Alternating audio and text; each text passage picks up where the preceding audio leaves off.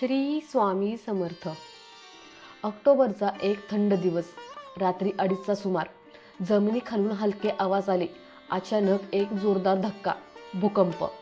भक्ती घाबरून उठते आणि आईला उठवत म्हणते की आई उठ लवकर, जमीन खाली हलते.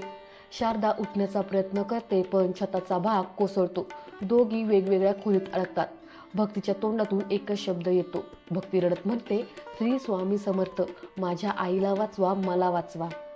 त्या अंधारात भक्ती डोळे मिटते आणि तिच्या मनात प्रकाश पसरतो. अचानक तिला एक तेजस्वी आकृती दिसते.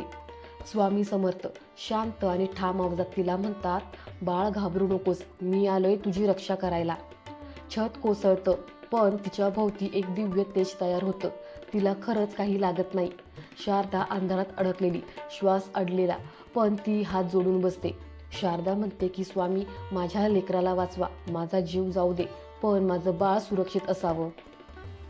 संपूर्ण कथा जाणून घेण्यासाठी खाली दिलेल्या लिंकवरती क्लिक करा किंवा आपल्या या चॅनलला भेट द्या. या चॅनलवरती मी स्वामी समर्थांच्या रोज नवीन कथा ह्या अपलोड करणार आहेत. कथा आवडल्यास व्हिडिओला लाईक करा आणि चॅनलला सबस्क्राईब करा. धन्यवाद.